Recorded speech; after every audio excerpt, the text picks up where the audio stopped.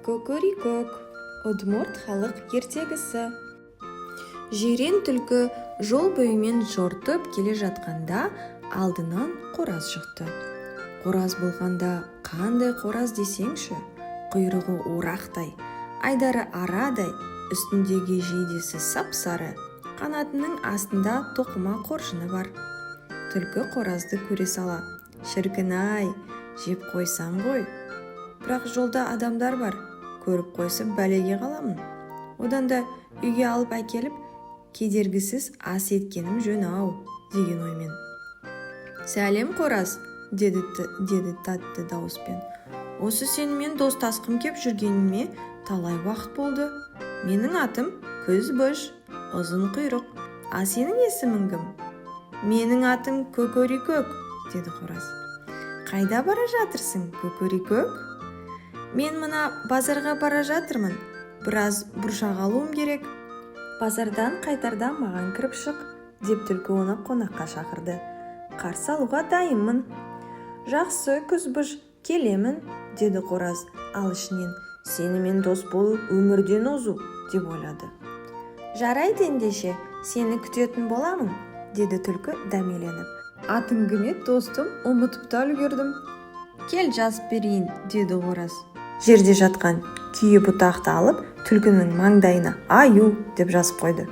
Түлкі кеткен соң қораз аман сау болып тұрғанында үйіне жетуге асықты. Түлкі өз үйіне келген соң жайғасып, терезеге қарап, қораздың келуін күтті. Кеште түсіп үлгерді, ал қораз болса жоқ. Түлкі күтіп, терезе алдында ұйықтап қалды. Таң атқанда қарны ашулы оянды. «Пәле, алдап кеткен қараш, көзіме түссінші, тұрған жерімді түтіп тастайын», деген ызалы оймен қоразды іздеуге жөнелді. Тоғай ішімен жортып келе жатқанда оған қасқыр кездесті. «Таң атпастан қайда асықтың, түлкі?»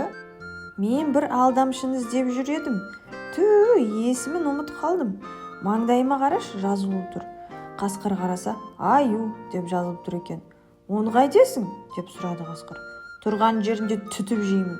Қасқыр шошып кетті. Аюға күші жетсе, менен не қалдырады екен, шайнамай жұтып қоятын шығар деп ойлап, алды-артына қарамай безіп жөнелді. Сонан соң түлкінің алдынан аю шықты. «Амансың ба, түлкі? Не болды, таң атпай жортып жүрсің ғой?» «Іздеп жүрмін. Атын ұмытып қалдым. Маңдайыма қараш, сонда жазылып тұр». Аю түлкінің маңдайына қараса «Аю» деп жазылып тұр екен. «Оны қайтесің?» деп сұрады аю. «Тұрған жерінде түтіп жеймін». Мұнысына аю ашуланып, ақырып, түлкінің құйрығын бұрап ұстап алды да алысқа лақтырып жіберді. Түлкі барып қайың томарына бір-ақ соғылады. Аяғынан зорға дегенде тұрып, үхілеп, ақсаңдап үйіне қарай бет алды. Қораз туралы ой мүлдем есінен шығып кетті. Бұл жердегі сабақ: біреуге ор қазба, ор қазсаң терең қазба, өзің түсерсің.